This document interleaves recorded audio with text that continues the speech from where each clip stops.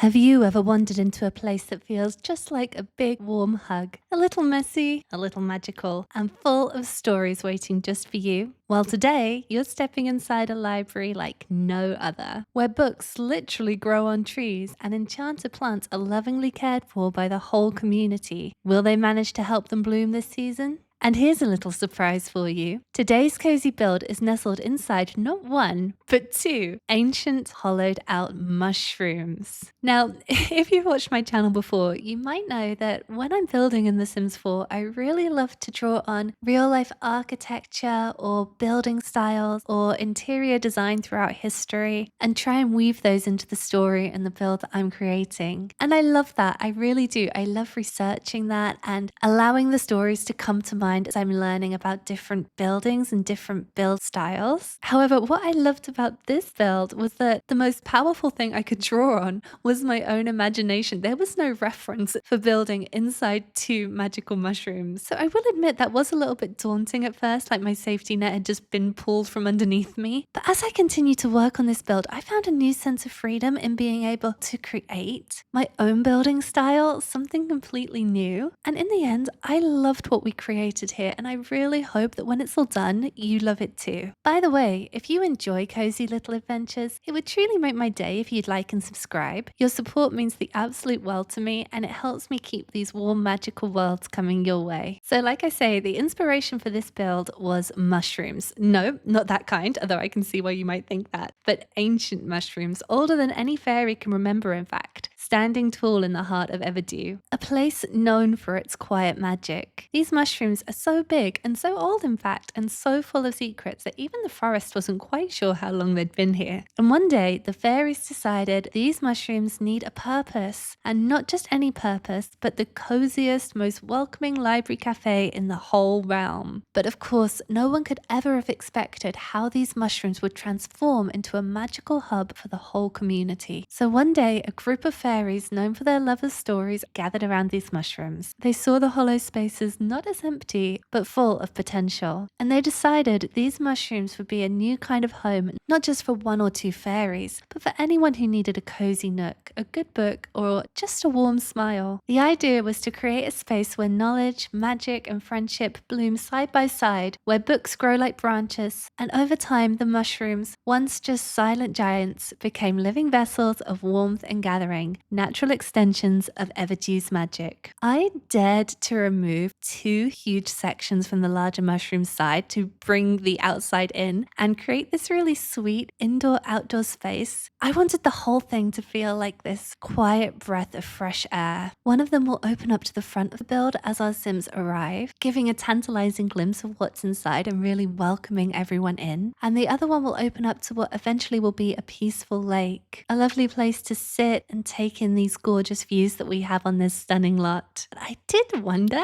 if I might be able to get some kind of tiny magical stream to run between those two big gaps in the larger mushroom. I thought, how magical and whimsical would that be if our library had a literal stream running through it? But with the foundations, I couldn't quite get it to work how I envisioned. And in the end, I think what we end up with is even better, because in the end, we have these two lovely spaces to sit and enjoy the water without actually having to be too close to it, unless you really want to. When I play tested this, a few Sims did decide to jump in and play, which I thought was absolutely adorable and so in keeping with this build. Okay, so I have a quick confession. Building with circular walls in The Sims 4 can be, at least for me, like trying to fit puzzle pieces together that keep slightly changing shape, and joining two circles together of different sizes. That is a whole new level of chaos. So if you notice me making tiny tweaks here and there throughout the build, that's just me trying to coax these shapes together and encourage them to play nicely. So here's a funny little story. My first job when I was probably about 16 or 17 was in a library. And I did occasionally get into a little bit of trouble because I had a tendency to get engrossed in the books that I should have been shelving. And I was once or twice caught hiding behind the bookshelves having a sneaky read. But I just couldn't help myself. For me, it's just impossible to resist a captivating cover with a catchy title. And that got me thinking, well, who else would visit this library? Well, it would almost certainly have a book club. And I was making myself chuckle thinking about a fairy. Maybe she overheard a vampire and a werewolf bickering in the library one day behind a large pile of books. And she thought to herself, well, clearly the world just needs someone charming and cultured and endlessly patient to bring everyone together. And, well, who better, of course, than me? So she came up with a rather ambitious plan to invite one representative from every magical and supernatural community to join a book club where they could share stories and swap perspectives and maybe, just maybe, learn a little bit from each other as well. And our poor fairy, she didn't really account for everyone's quirks. The vampire only reads after sunset, which makes scheduling an absolute nightmare. The werewolf gets way too emotionally invested and howls at the plot twists. And the alien doesn't really understand the earthly metaphors, so the group spends hours explaining the puns. Poor fairy, sometimes she does wonder, hey, have I bit off a bit more than I could chew here? But yet somehow, every month, they keep meeting. And they do learn things from each other, and every so often, they even laugh at the same jokes. And our little fairy, in her own special way, does feel that she's making a difference in the world. Now, of course, they never agree on what book they're going to read next. So every month, they're each allowed to suggest a title, and then they all have to vote on which one they think should be the book club's next read. But I thought it'd be really fun if we tried to help out the book club next month. So here's a list of their titles, each one suggested by a different occult sim. And just for a bit of fun, let me know in the comments section, which one do you think they should read next? And I had so much fun coming up with this idea. I think I'm genuinely going to create a group with one member of each occult and turn them into the Little Mushroom Library and Cafes book club. I ended up placing down these cozy armchairs from the Enchanted by Nature pack onto this opening that overlooks the water. And as I was doing this, I was imagining a group of lifelong companions. Maybe they come here every day, they settle in with a steaming cup of tea, they share laughter, they share stories, and maybe just for the time that they spend together every day, time seems to slow and the worries of the world feel distant. And it got me thinking, maybe this spot, it isn't just about the view, although that is pretty magical. It's also a little sanctuary for connection and friendship. If you could invite anyone in the world to come and sit with you in this spot, who do you think it would be? I thought our downstairs area could be a combined children's library and cafe and more of a community space full of life and generosity and community magic. Well, the upstairs could be maybe more of a quiet area, a study area, or a research area, tucked peacefully away up on the first floor of the larger mushroom, away from the noise and chatter and away from all the cozy chaos that's going on below. I thought it'd be really funny to put the new Enchanted by Nature mushroom shelves as randomly as I possibly could to make it look like the mushroom was also spawning other mushrooms. Like we are quite literally in a mushroom patch here. That's what I was going for. And there are a few other mushrooms just around this lot in the world, so I thought it worked really well. Now what you can see we're doing now, we're just starting off the quiet study space. Here we're going to have focus group tables designed for collaboration or workshops or our book club that we were speaking about earlier. We're going to have some chess tables so our Sims can take some little brain breaks during study time. And of course, as you can see, rows and rows of what I imagine to be lovingly worn books. There's also going to be scattered piles of books on the floor, not messy, but just a joyful chaos. I was picturing these over-enthusiastic little caffeine-fueled fairies who just can't stop learning. Definitely more a sign of passion than neglect. There's also going to be some really plush, cozy armchairs for solitary reading and daydreaming. And I put down some of those lovely side tables so if they wanted to, they could have their tea or their cake from the cafe up here. And there is also going to be one little surprise for you that I came up with, a little community project that I thought would be really fun and sweet. And this downstairs area, this is where I'm imagining the little children's library / community space. And I'm just trying to map it out in a way that feels fun and whimsical, but not in any way overcrowded. This definitely isn't a look, don't touch kind of place because I think our fairies, they believe that a space well loved is a space well lived in. So if there's an occasional toy under a chair or a book stacked a little lopsided, that doesn't really matter. That's just proof that the room is working exactly as it should. This is the first time I used this particular new flooring from the Enchanted by Nature pack. It was the closest I could get to the flooring outside because, like I was saying earlier, I kind of wanted to give the idea of this outdoor-indoor space. this seamless flow between inside and outside. And this flooring just really helped me blur the lines a little bit. I think I got a new sense of confidence and started really seeing the vision for this place when I decided to commit to these slightly red in color windows, because it is a lot of red. That was my thinking. And honestly, I don't really use red that much typically when I'm designing builds. I don't know why. It's not that I don't like red exactly. I suppose it can just be a challenging color to match with other colors. Like, it can clash with quite a few things. So I was a bit nervous about having the red windows with the red roofs and the red mushroom shelves.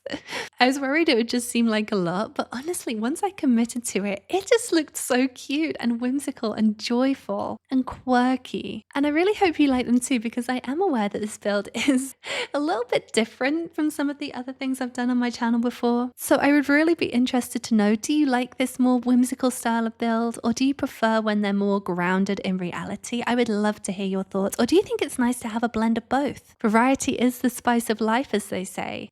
But truly, no, I would love to hear what you think and what you want to see. That would really help guide me towards what to build next in the future to make this channel as fun and entertaining for you as possible. The other really joyful moment I had with these windows was when I gave myself permission to place them almost at completely random heights. You'll see some of them are quite high up on the wall and others are low down. Again, this isn't something I would typically think to do. I would usually actually go to quite painstaking lengths to make sure that all my windows are of the same height around the build. That uniformity is something that I usually, for some reason, strive for. But here, truly, I just threw caution to the wind and I just placed them wherever looked the most fun and natural and organic, because we are pretending here that we're working with an organic substance, this mushroom, and nature doesn't necessarily play by rules like that. So that was my thinking. I would love to hear what you think about that. Is that something that would annoy you if the windows were all at different heights, or is that something that you think is quite fun? I think the other thing practically as well is it just allowed us to have more windows, because it gave us the freedom to place them around bookshelves, around desks, around other objects that we had inside the mushroom, and not be blocked by those objects. Now, when I playtested this build, I did set the lot type to café rather than library, which wasn't my original intention, but it just worked so well. The Sims did love going to the cafe, but they did also still read books and use the computers and the chess table as well, and it just felt really buzzy and full of life, so I decided to keep that. So don't be surprised if you look for this and you see that the lot type is set to cafe rather than library. Now, this lake was truly such a joyful thing for me to build. I had so much fun getting it to lap around these ancient mushrooms and decorating it with all these pond features. I don't know about you, but ponds and lakes are one of the most relaxing things for me to build in The Sims 4. And I was trying to think why this might be. I don't know if it's just because they're often very scenic and just nice to look at, or whether there's something about the repetition of putting down rocks, putting down reeds, one after the other over and over again that's quite calming. Or maybe there's just something about it feeling slightly lower stakes than the build itself, like the pressure's off when you're doing the pond. I'm not sure if it's that exactly, but let me know, do you feel this way too? Or maybe there's something else in the game that gives you this feeling as well. I knew that getting the lighting right was going to be really important in this build. It had to feel cozy and ambient and soft, while still being bright enough to imagine that people could comfortably read by it. Unfortunately, the Enchanted by Nature lights really did offer the perfect solution in most of the places, because they are soft and cozy and ambient, but there's also quite a lot of them. On each individual light, there's quite a lot of them. So they do throw out what I would imagine would be enough light for a library. And you'll see I try to place the Enchanted by Nature acorn lights on the mushroom shelves, because I thought that would be absolutely adorable. They have these happy little faces and they're so pleasant and welcoming. And I thought that'd be a really nice thing for our Sims to see when they approach the library. And I do leave some of them, and I also leave them on some of the tables as well, because they're so adorable. But honestly, I think having them as the main source of lighting on the outside as well, the outside of the building, it maybe just seemed a little bit too much. I know, as if we could have too much of these cute little acorns. But maybe it would be nice, I thought, to have something else to look at in terms of lighting on the outside of the building. And in the end, I was really pleased with that decision, because you'll see I put these new Enchanted by Nature lights around the windows, just kind of, again, as randomly as I could. And I really loved them, because I thought it looks like a fairy has maybe cast a magical spell on just some wood that they found in the forest, lighting up little bits of it here and there. They magicked them up around the windows, up around the building, and then enchanted them to create this lovely warm ambient glow. And I thought that truly does look so magical. Now, when I was playtesting this, it gave me the cutest elder sim working in the cafe. And it kind of got me thinking about who this person was, why they worked here, and what role they play in the cafe and the library and the wider community. I was thinking maybe they've been here quite a while since they were a very young sim, far more interested in chasing fireflies and playing pranks and doing anything actually responsible. But one rainy afternoon, the cafe's owner found himself short-staffed, and desperate, he handed this young sim an apron and said, "Look, just greet the customers and please don't spill anything." And well, our sim, they spilled 3 drinks within 10 minutes. But they also made every single customer laugh and smile and feel welcomed and happy. And from then on, they became the face of this cafe. And so people don't just come for the ambience, they come for this lovely sim. Now, I should say this is just something that we can imagine. We won't get a specific sim when we come and visit this lot. But just for the storytelling and just to help this build come together, I thought it was such a lovely idea. I tried to make this space look somehow that it was a continuation of what's going on in the larger mushroom, but it's still its own separate space with a slightly different energy and a slightly different vibe. This is where Sims grab their book, they grab something delicious, and they just chill out looking at this beautiful view. And talking about something delicious, I did create a little menu for this cafe, which I've named Once Upon a Latte. We've got a couple of enchanted teas on here, we've got the Moonlight Mint, we've got the Thistle and Honey, and then we've got some spellbound coffees because I do often feel spellbound by coffees, I must admit. The first one, and I think what would be my personal choice, is the Oak Root Latte. And then for those of you who prefer something maybe a little sweeter, the Mushroom Mocha. Let me know, what would you order from this menu? You'll see I did have a bit of trouble with that roof detailing, overlapping the trellis ladders. And I did try a few times to delete it but still keep it on the outside because I liked how it looked on the outside, I really did. But in the end I couldn't figure out how to do it, so I thought, well, I'll leave it for now and I'll play test it and I'll see if it still works. And I'm happy to report the ladders do still work. The Sims just kind of go through it somehow